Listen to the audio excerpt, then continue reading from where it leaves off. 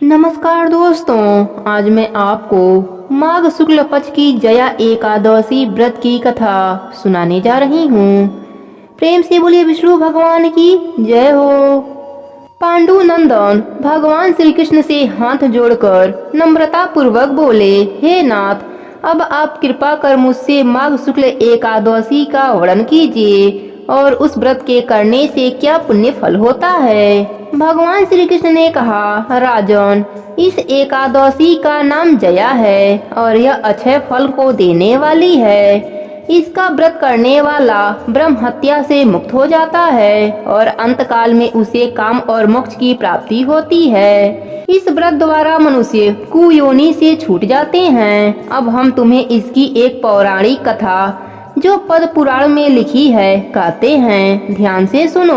एक समय की कथा है कि देवराज इंद्र अपनी नगरी में अत्यंत ऐश्वर्य पूर्वक राज कर रहे थे। वहाँ के देवता सोमपान के प्रताप से हिष्ट पुष्ट एवं सुंदर की खान बन रहे थे। अप्सराओं से युक्त परिजात पुष्प से सुशोभित नंदन कांडन में क्रीड़ा कर रहे थे। महाराज इंद्र ऐश्वर्य से परिपूर्ण अप्सराओं और गंधर्वों के साथ नाच और गान में उन्मत्त हो रहे थे। गंधर्व गान कर रहे थे, अप्सराएं नाच रही थीं। गंधर्वों में अत्यंत विख्यात पुष्पनंद, उनके पुत्र चित्रसेन की स्त्री मालिनी का पुत्र माल्यवान जो अत्यंत सुंदर और रूपवान था, इत्यादि इत्यादि भी उपस्थित थे। माल्यवान के अत्यंत सुंदर स्वरूप का अवलोकन कर पुष्पवती नामक एक अत्यंत रूपवती गंधर्व कन्या कामदेव की पीड़ा से व्यतीत हो उठी और अपने सुंदर स्वरूप और हाव भाव एवं दिव्य कटाक्षों से माल्यवान के हृदय को व्यथित एवं काम सख्त कर दिया। पुष्पवती की सुंदरता निसंदेह ही विलक्षण थी, जिसके बाहुपाश निसंदेह ही कामवास को भी लज्जित कर रहे थे। मुख चंद्रमा के समान प्रकाशमान, नेत्र बड़े बड़े और कान तक फैले हुए थे। कानों के कुंडल अनुपम शोभा का प्रदर्शन कर रहे थे। उसकी ग्रीवा एवं उसमें सटे हुए दिव्य कंठार आदि अपनी अनुपम शोभा का चमत्कार दिखा रहे थे तथा ऊंचे ऊंचे सुंदर उलोज स्वर्ण कलशों को लज्जित कर रहे थे। उदर अत्यंत ही सूक्ष्म तथा कटि प्रदेश मुक्तिमेय था। नितंब ऊंचे बीवड़ सुंदर जंग अस्था एवं लाल कमलों को लज्जित करने वाले चरण इत्यादि माल्यवान के नेत्रों में चकाचौंध पैदा कर रहे थे। यह दोनों ही प्रेमी एक दूसरे पर अत्यंत ही अनुरक्त हो रहे थे, तथापि भयवश इंद्र को प्रसन्न करने के लिए बाध्य थे। अस्तु अन्य गंधर्वों और अप्सराओं के साथ मिलकर कार्य आरंभ किया, परंतु काम के वशीभूत होने के कारण इनका नित्य एवं गान सम्यक नहीं उतर रहा था। इनकी चेष्टाएं एवं भाव भंगिमा में चतुर देवराज इंद्र पर इनका अनुराग तत्काल ही प्रकट हो गया। इंद्र ने इसको अपना अपमान समझा और उन पर क्रोध प्रकट करते हुए उन्हें दारुण श्राप दे डाला। इंद्र ने कहा, अय मेरी आज्ञा को भंग करने वाले पापात्मा मूर्खों, तुम दोनों ही पिशाच हो जाओ और मृत्युलोक में जाकर अपनी अपनी करनी का फल भोग करो। श्राप सुनकर दोनों ही दुखी हुए, परंतु अब क्या हो सकता था। दोनों ही हिमालय पर पिशाच हो अपना काल यापन करने लगे। इस दुख में पड़कर वे लोग अत्यंत ही व्याकुल और चिंतित हो उठे। उन्हें क्षण मात्र को भी निद्रा नहीं आती थी। शीत और उष्ण के प्रभाव में पड़कर वे नाना प्रकार के कष्टों को भी भोगते और अपने अपने भाग्य को कोस रहे थे। इस प्रकार अनेकों चिंताओं से व्याकुल हो वे अपने इस भयंकर जीवन से ऊब गए। एक दिन उन लोगों को खाने के लिए कुछ नहीं मिला और वे दोनों दिन भर भूखे ही रह गए। रात को चिंता एवं शीत के कारण नींद भी नहीं आई। दैयोग से वह जया नामक एकादशी का दिन था। अस्तु द्वादशी के दिन सूर्य उदय होते ही इनका पिशाच तत्व नष्ट हो गया और उनका वही प्राचीन दिव्य रूप प्राप्त हो गया। देवता और अप्सराएं उनकी स्तुति करने लगे। उन लोगों ने जाकर देवराज इंद्र को प्रणाम किया।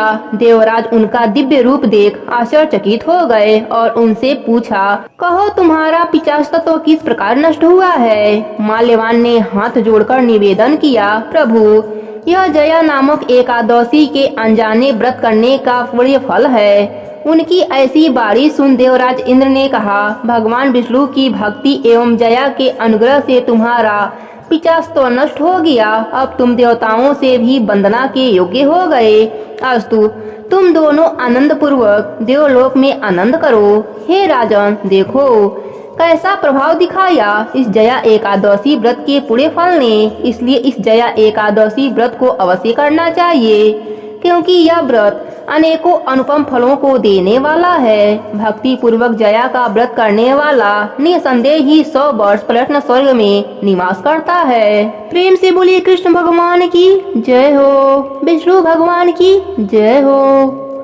अर्जुन ने पूछा, हे प्रभु, यह प्राणी जो गर्भ विषय में आते हैं सो किस दोष से आते हैं? हे प्रभु जी, जब यह जन्मता तब इसको जरा आदि रोग लगते हैं, फिर मृत्यु होती है। हे स्वामी, वह कौन कर्म है जिसके करने से प्राणी जन्म मरण से रहित होवे?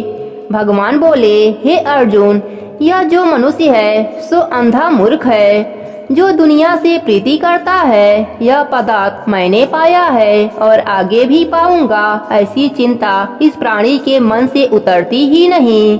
यह 8 पहर माया को ही मानता है। इस बातों को करके बारंबार जन्मता व मरता है और गर्भ विषय का दुख पाता है। अर्जुन ने पूछा, हे कृष्ण जी, यह मन मस्त हाथी की नाई है, तृष्णा इसकी शक्ति है। यह काम, क्रोध, लोभ, मोह, अहंकार के बस में है और इन पांचों से अहंकार बहुत लंबी है। सो कौन यत्न है जिसमें मन बस में होए? भगवान बोले, हे अर्जुन, यह मन निश्चय ही हाथी के नाई है, तृष्णा इसकी शक्ति है। मन 5 के बस में है और अहंकार इसमें श्रेष्ठ है।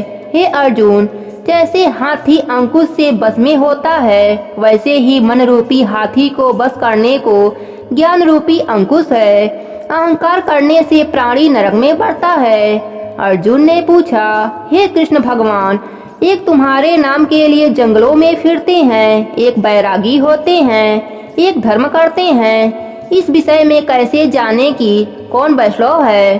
भगवान बोले, हे अर्जुन, एक मेरे नाम के लिए वनों में फिरते हैं, वे सन्यासी कहे जाते हैं। एक सिर पर जटा बांधते हैं, एक भस्म लगाते हैं। इसमें हम नहीं हैं, क्योंकि इस विषय अहंकार है। इसमें मेरा दर्शन करना दुर्लभ है।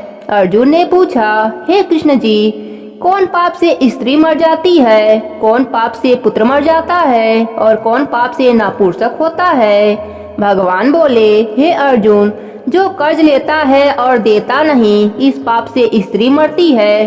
और जो किसी की अमानत पचा लेता है, उसके पुत्र मरता है। जो किसी का कार्य किसी के गोचर आए पड़े और जबानी कहे कि मैं तेरा कार्य सबसे पहले कर दूंगा, जब समय आन पड़े तब उसका कार्य न करे, इस पाप से नपुंसक होता है। यह बहुत बड़ा पाप है।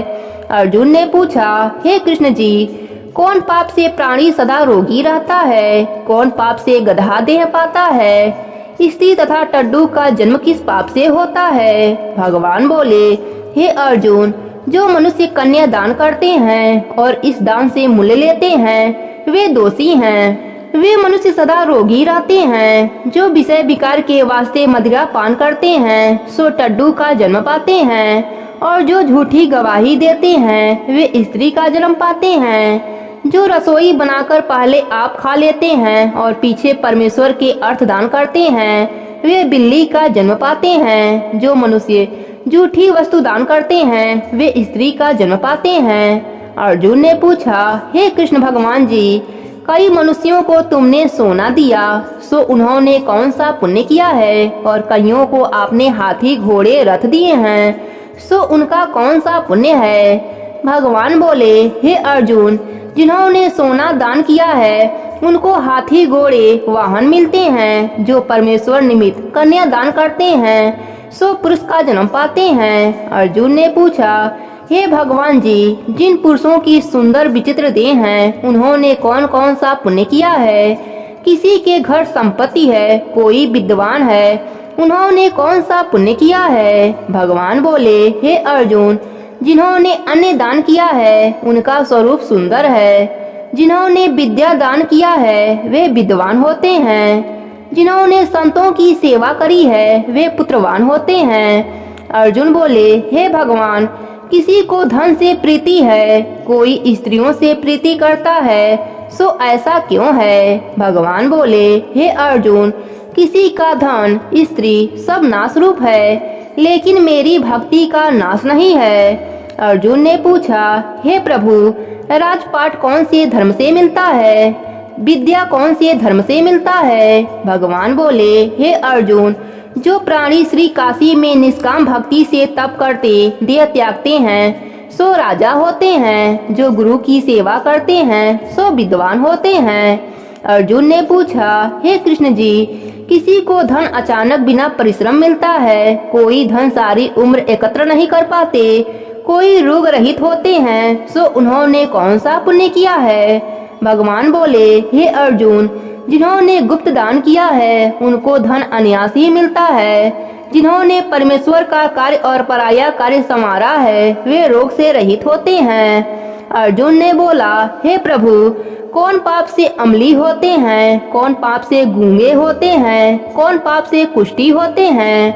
भगवान बोले, हे अर्जुन, जो अपने गुरु की स्त्री से गमन करते हैं, सो अम्ली होते हैं।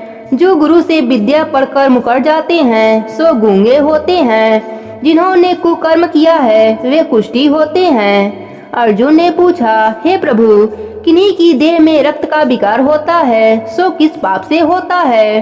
कोई दरिद्र होता है, किसी को खंड आयु होती है, और कोई अंधे होते हैं, कोई पालुंग होते हैं, सो कौन पाप से होते हैं? कोई स्त्रियां बाल विधवा होती हैं, सो कौन पाप से होती हैं? भगवान बोले, हे अर्जुन, जो सदा क्रोधवान करते हैं, उनको रक्त विकार होता है। जो कुशील रहते हैं, वे दरिद्र होते हैं।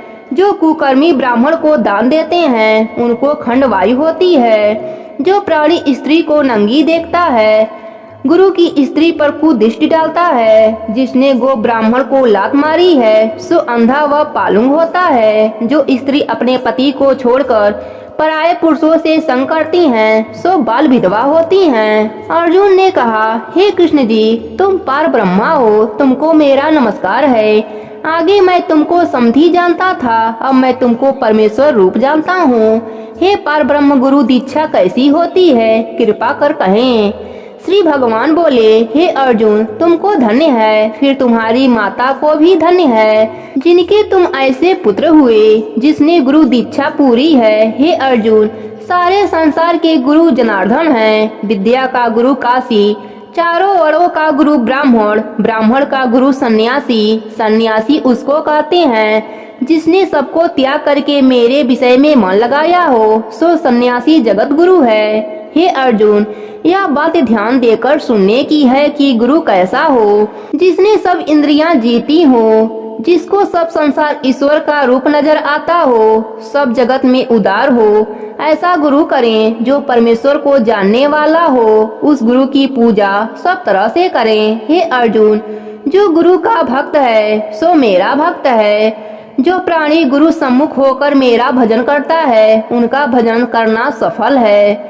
जो प्राणी गुरु विमुख है, उनको सप्तग्राम मारे का पाप है। गुरु से विमुख प्राणी का दर्शन करना मेरे योग्य नहीं। गृहस्थ गुरु से विमुख हो सो चंडाल के समान है। जिस जगह मदिरा का भांडा हो, उस दिए जो गंगा जल सो अपवित्र होता है।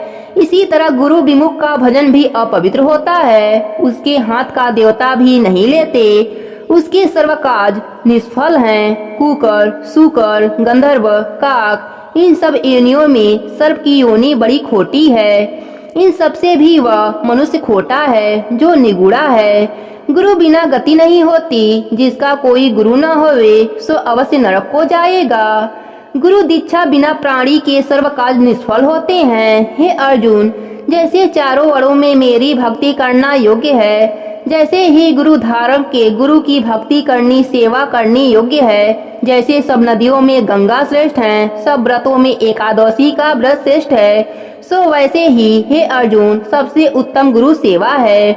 गुरु दीक्षा बिना प्राणी पशु योनि पाता है। धर्म करता है सो पशु योनि में फल भोगता है, 84 में घूमता रहता है। अर्जुन ने पूछा, हे कृष्ण जी, गुरु दीक्षा क्या वस्तु है? भगवान बोले, हे अर्जुन, तेरा जन्म धन्य है जिसने यह प्रश्न किया है, तू धन्य है।